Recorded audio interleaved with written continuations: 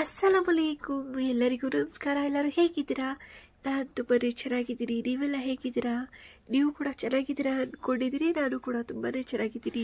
ಯಾರೆಲ್ಲ ನನ್ನ ವಿಡಿಯೋನ ಎಲ್ಲರೂ ವಿಡಿಯೋಗೆ ಒಂದು 786 ಅಂತ ಕಮೆಂಟ್ ಅನ್ನ ಮಾಡಿ ಲೈಕ್ ಮಾಡಿ ಅಂತ ಹೇಳ್ತಾ, ಯಾರೆಲ್ಲ 786 ಅಂತ ಕಮೆಂಟ್ ಅನ್ನ ಮಾಡ್ತಾ ಇದ್ದೀರಾ ಎಲ್ಲರಿಗೂ ಒಳ್ಳೇದಾಗ್ಲಿ, ತುಂಬಾ ತುಂಬಾ ಒಳ್ಳೇದಾಗ್ಲಿ ಅಂತ ನಾನು ಕೇಳ್ಕೊತೀನಿ. ಇದು ಬಂದು ನನ್ನ ಗೋಲ್ಡ್ ಚೀಟಿ ವಿಡಿಯೋಸ್ ಆಗಿರುತ್ತೆ. ಇದನ್ನ ಸ್ಕಿಪ್ ಮಾಡಬೇಡಿ, ಪೂರ್ತಿಯಾಗಿ ವಿಡಿಯೋ ನೋಡಿ. ಇದು ಬಂದು ಯಾವ್ದು ಬೆಸ್ಟು ಅಂತ ನಾನು ಹೇಳ್ತೀನಿ ನೋಡಿ. ಇವಾಗ ನಾವು ಮನೆಯಲ್ಲೇ ಸೇರಿಸಿ ನಾವು ಅಮೌಂಟ್ ಸೇರಿಸಿ ತೊಗೊಂಡೋಗಿ ಒಡವೆ ತೊಗೊಳ್ಳೋದು ಬೆಸ್ಟಾ, ಇಲ್ಲಾಂದರೆ ನಮ್ಮ ಹತ್ರ ರೆಡಿ ಕ್ಯಾಶ್ ಇರುತ್ತೆ, ಯಾವುದಾದ್ರೂ ದುಡ್ಡು ಬಂದಾಗ ಹಾಗೆ ಹೋಗಿ ತೊಗೊಳ್ಳೋದು ಅನ್ನೋದು ಬೆಸ್ಟಾ, ಇಲ್ಲಾಂದರೆ ನಾವು ಈ ಥರ ಚೀಟಿಗಳನ್ನ ಹಾಕಿ ಮಂತ್ಲಿ ಅಮೌಂಟನ್ನು ಕಟ್ಟಿ ಅದಾದಮೇಲೆ ಒಡವೆ ತೊಗೊಳ್ಳೋದು ಒಳ್ಳೆಯದಾ ಬೆಸ್ಟಾ ಅನ್ನೋದು ನಾನು ವಿಡಿಯೋನ ಮಾಡಿ ನಿಮಗೆ ತಿಳಿಸ್ತಾ ಇದ್ದೀನಿ. ತುಂಬ ಜನ ಕೇಳ್ತಾ ಇದ್ರಿ ಈ ವಿಡಿಯೋನ, ಅದಕ್ಕೋಸ್ಕರ ಈ ವಿಡಿಯೋನ ಮಾಡಿದ್ದೀನಿ ನೋಡಿ. ಹಣ ನಮ್ಮ ಹತ್ರ ಯಾವುದಾದ್ರೂ ಹಣ ಬಂದ ತಕ್ಷಣ ಹೋಗಿ ನಾವು ಒಡವೆನ ತೊಗೋತೀವಲ್ಲ, ಅದು ಕೂಡ ಒಂದ್ಸತಿ ಲಾಸ್ ಆಗೋಗುತ್ತೆ. ಯಾಕೆಂದರೆ ಒಂದೊಂದು ದೊಡ್ಡ ದೊಡ್ಡ ಅಂಗಡಿಗೆ ಹೋಗ್ತೀವಲ್ವಾ, ಅವಾಗ ಏನಾದರೂ ನಾವು ವೇಸ್ಟಿಂಗ್ ಚಾರ್ಜು, ಅದು ಮೇಕಿಂಗ್ ಚಾರ್ಜು ಎಲ್ಲ ಹಾಕಿರ್ತಾರೆ. ಎಲ್ಲನೂ ಕೂಡ ಸ್ವಲ್ಪ ಕಡಿಮೆ ಮಾಡಿ ಅಂದರೂ 1 ರೂಪಾಯಿನೂ ಕಡಿಮೆ ಮಾಡಲ್ಲ, ಆ ಥರ ಇರುತ್ತೆ. ಹಾಗಾಗಿ ನಾವು ಈ ಥರ ಏನಾದರೂ ಚೀಟಿಗಳನ್ನ ನಾವು ಹಾಕ್ಕೊಂಡಿದ್ದೀವಿ ಅಂತ ಹೇಳಿದ್ರೆ ಇದರಲ್ಲಿ ಸ್ವಲ್ಪ ಆದರೂ ಹಣ ಉಳಿತಾಯ ಮಾಡ್ಕೋಬೋದು. ಯಾವ ಥರ ಅಂತ ಹೇಳಿದ್ರೆ, ಇದರಲ್ಲಿ ನಾವು ಈ ಥರ ಚೀಟಿನ ಹಾಕ್ಕೊಂಡು ಹೋದರೆ ನಮಗೆ ವೇಸ್ಟೇಜ್ ಹಾಕಲ್ಲ, 0 ವೇಸ್ಟೇಜ್ ಅಂತ ಇರುತ್ತೆ ಕಟ್ಕೊಂಡು ಹೋದರೆ. ಇನ್ನೊಂದು ಥರ ಸ್ಕೀಮ್ಗಳಲ್ಲಿ ಏನಿರುತ್ತೆ ಅಂತ ಹೇಳಿದ್ರೆ, ಇವಾಗ ನಾವು ಯಾವ ಡೇಟಿಗೆ ಇದನ್ನು ಓಪನ್ ಮಾಡಿರ್ತೀವಿ, ಸ್ಕೀಮ್ನ ಓಪನ್ ಮಾಡಿರ್ತೀವಿ, ಆ ಡೇಟಿದ್ದು ಆ ಡೇಟಲ್ಲಿ ಏನಿರುತ್ತೆ ಒಡವೆ ಬೆಲೆ, ಆ ಡೇಟಿಗೆ ಮುಂದಿನ ವರ್ಷ ತೊಗೋಬೋದು ಅಂತ ಇದೆ. ಆಲ್ಮೋಸ್ಟ್ ಅದು ಮುಗ್ದೋಗಿದೆ ಅನಿಸುತ್ತೆ, ಎಲ್ಲೂ ಕೂಡ ಇಲ್ಲ ಆ ಸ್ಕೀಮು. ಯಾಕೆಂದರೆ ಒಡವೆ ದಿನಕ್ಕೆ ದಿನ ಜಾಸ್ತಿ ಆಗ್ತಾ ಇದೆ. ಫಸ್ಟೆಲ್ಲ ಏನಾಗ್ತಿತ್ತು, ವರ್ಷಕ್ಕೊಂದ್ಸತಿ ಒಡವೆ ಏರಿಕೆ ಆಗ್ತಾಯಿತ್ತು. ಈಗಂತೂ ತಿಂಗಳು ದಿನಕ್ಕೆ ಏರಿಕೆ ಆಗ್ತಾ ಇದೆ.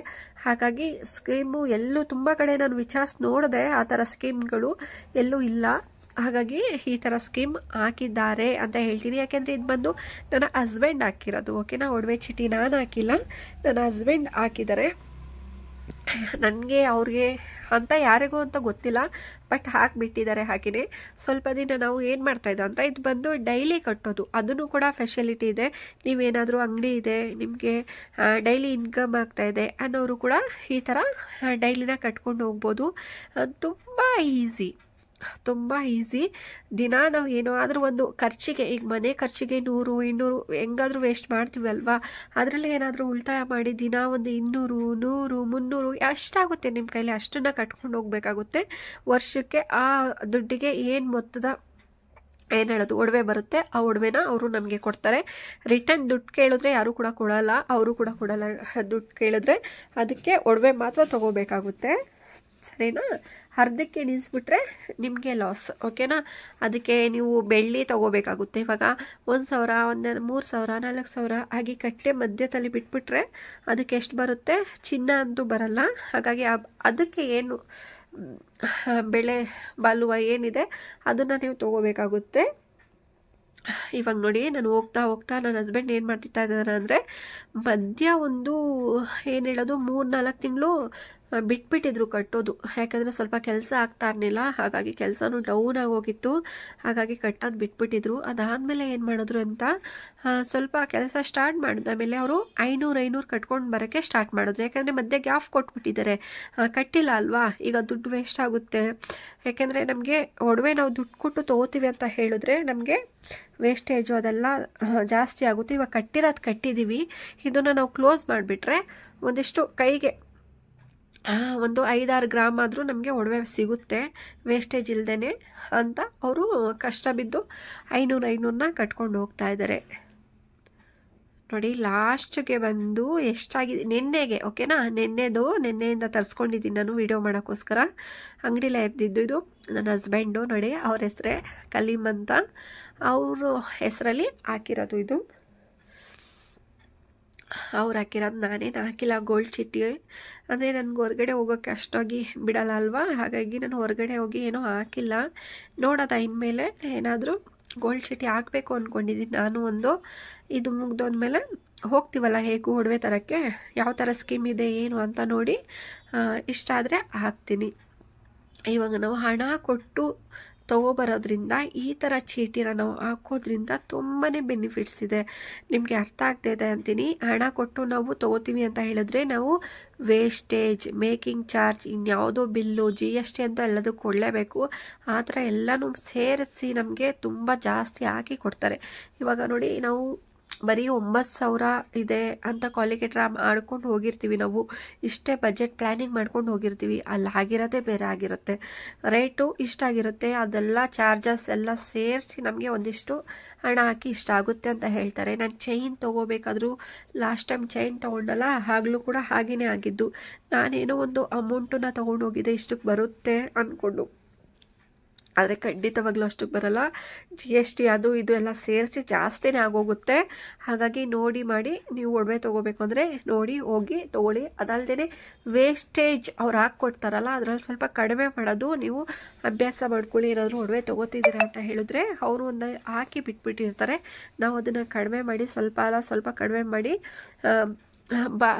ಮಾರ್ಜಿನ್ ಮಾಡಿ ನಾವು ಬಿಟ್ಕೋಬೇಕಾಗುತ್ತೆ. ಬಾರ್ಗಿನ್ ಮಾಡಿ ಇಷ್ಟು ಮಾರ್ಜಿನ್ ಹಾಕಿರ್ತಾರೆ ಅವರು, ಖಂಡಿತವಾಗ್ಲೂ ಇಲ್ಲ ಅಂತ ಹೇಳಲ್ಲ. ದೊಡ್ಡ ದೊಡ್ಡ ಅಂಗಡಿಲಿ ಇನ್ನೂ ಕೂಡ ಕಡಿಮೆ ಮಾಡಲ್ಲ. ಏನಾದರೂ ಚಿಕ್ಕ ಪುಟ್ಟ ಅಂಗಡಿಗೆ ಹೋಗಿ ನಾವು ಕಡಿಮೆ ಮಾಡಿಸ್ಬಿಡ್ಬೋದು ಅಷ್ಟು ಇಷ್ಟು ಹೇಳಿ. ಆದರೆ ದೊಡ್ಡ ಅಂಗಡಿಗಳಲ್ಲಿ ಅಷ್ಟು ಅಂತ ಮಾರ್ಜಿನ್ ಹಾಕಿರ್ತಾರೆ, ಅದ್ರ ಕೆಳಗಡೆ ಅವ್ರು ಬರೋದೇ ಇಲ್ಲ. ನಾವು ಎಷ್ಟು ಹೇಳಿದ್ರು ಬೇಕಾದ್ರೆ ತೊಗೊಳ್ಳಿ, ಇಲ್ಲಾಂದರೆ ಹೋಗಿ ಅಂತಾರೆ ಅಷ್ಟೇ ಹೊರ್ತು ಆ ಥರ ನಮಗೆ ಬಿಟ್ಕೊಡೋದೆಲ್ಲ. ಹಂಗೂ ಹಿಂಗೂ ಒಂದು ಕಡೆ ನಾವು ಅಂಗಡೀಲಿ ತೊಗೋತಾ ಇದ್ದೀವಿ ಅಂತ ಹೇಳಿದ್ರೆ ಅದರಲ್ಲಿ ಸ್ವಲ್ಪ 1,500 ಆ ಥರ ಬಿಡಿಸ್ಬೋದು ಅಷ್ಟೇ ಹೊರ್ತು ಅದು ಜಾಸ್ತಿ ಬಿಡಲ್ಲ.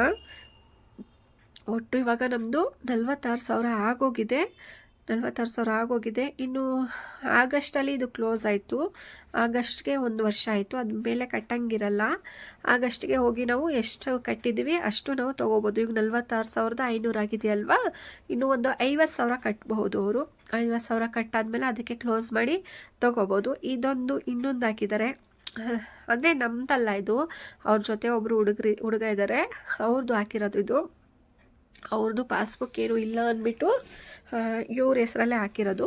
ಅವರು ಬಂದು ದಿನ 100 ರೂಪಾಯಿ ಕಟ್ಕೊಂಡು ಹೋಗ್ತಾ ಇದ್ದಾರೆ. ಪರವಾಗಿಲ್ಲ, ಎಷ್ಟಾಗುತ್ತೆ ಅಷ್ಟು ಕಟ್ಕೊಂಡು ಹೋಗಬೇಕು. 100 ರೂಪಾಯಿ ಅಂದರೂ ಕೂಡ ಅವ್ರಿಗೆ ಆರಾಮಾಗಿ ತಿಂಗಳಿಗೆ 3,000 ಅಂದರೆ ಎಷ್ಟೋ ಒಂದಿಷ್ಟು ಆಗುತ್ತೆ. ಒಂದು 12 ತಿಂಗಳಿಗೆ ಎಷ್ಟಾಗುತ್ತೆ ಅಷ್ಟು ಒಡವೆನ ತಗೋಬೋದು. ಇವಾಗ 100 ರೂಪಾಯಿ ದುಡಿಯೋ ಹುಡುಗ ಇದು ಸೇವಿಂಗ್ ಮಾಡಿಲ್ಲ ಅಂದರೆ ಹೇಗೆ? ನಾನು ಕಟ್ತಾ ಇದ್ದೀನಿ, ನೀನು ಕಟ್ಟು, ಎಷ್ಟಾಗುತ್ತೆ ಅಷ್ಟು ಕಟ್ಟು ಅಂತ ಕಟ್ಟಿದ್ದಕ್ಕೆ ನೋಡಿ ಇವಾಗ ಒಂದು ತಿಂಗಳಾಯಿತು ಅನಿಸುತ್ತೆ. ಇವಾಗ ಆಲ್ರೆಡಿ ನಂದಲ್ಲ ಅಂತ 3,000 ಅವರು ಸೇವಿಂಗ್ ಮಾಡಿದ್ದಾರೆ ಒಡವೆಲಿ ಅಲ್ವಾ. ಅದನ್ನೇ ಹೇಳೋದು, ಸೇವಿಂಗ್ ಅನ್ನೋದು ನೀವು ಮಾತ್ರ ಮಾಡೋದಲ್ಲ, ಅಕ್ಕಪಕ್ಕ ಯಾರೆಲ್ಲ ಇದ್ದಾರೆ ಅವ್ರಿಗೂ ಹೇಳ್ಕೊಡಿ, ಅವ್ರಿಗೂ ಕೂಡ ಒಳ್ಳೆಯದಾಗಲಿ. ನಾವು ಮಾತ್ರ ಚೆನ್ನಾಗಿರಬೇಕು, ನಾವು ಮಾತ್ರ ಬೆಳಿಬೇಕು, ನಾವು ಮಾತ್ರ ಏನು ಹೇಳೋದು ಎಂಜಾಯ್ ಮಾಡಬೇಕು ಅನ್ನೋದು ಏನಿಲ್ಲ. ಎಲ್ಲರಿಗೂ ಕೂಡ ಒಳ್ಳೆ ಬುದ್ಧಿನ ಹೇಳ್ಕೊಡಿ, ಪರವಾಗಿಲ್ಲ. ಅವರು ಕೂಡ ಒಂದಲ್ಲ ಒಂದು ಟೈಮ್ ನೆನೆಸ್ಕೋತಾರೆ ಅಲ್ವಾ, ಇವರಿದ್ದರು ನನಗೆ ಒಳ್ಳೆ ಬುದ್ಧಿ ಹೇಳ್ಕೊಟ್ರು, ಇವರಿಂದ ಒಳ್ಳೇದಾಯಿತು ಅಂತ. ಆ ಥರ ನನ್ನ ಹಸ್ಬೆಂಡ್ ಆ ಥರ ಮಾಡ್ತಾರೆ, ನಾನು ಕೂಡ ಮಾಡ್ತೀನಿ. ಬಟ್ ನನ್ನ ಹಸ್ಬೆಂಡ್ ತುಂಬ ಇದು ಮಾಡ್ತಾರೆ. ಎಲ್ಲರೂ ನನ್ನ ಜೊತೆ ಯಾರೆಲ್ಲ ಇರ್ತಾರೆ ಅವರೆಲ್ಲರಿಗೂ ಚೆನ್ನಾಗಾಗಬೇಕು, ಅವರು ಒಂದು ಸ್ಟೇಜಿಗೆ ಬರಬೇಕು ಅಂತ ಅವರು ಕೂಡ ತುಂಬ ಜನಕ್ಕೆ ಹೆಲ್ಪನ್ನು ಮಾಡ್ತಾಯಿರ್ತಾರೆ. ಇಷ್ಟ ಆಗುತ್ತೆ ನನಗೆ ಅದು, ಅವ್ರ ಗುಣ ನನಗೆ ತುಂಬ ಇಷ್ಟ, ಆ ಥರ ಎಲ್ಲ ಮಾಡೋದು.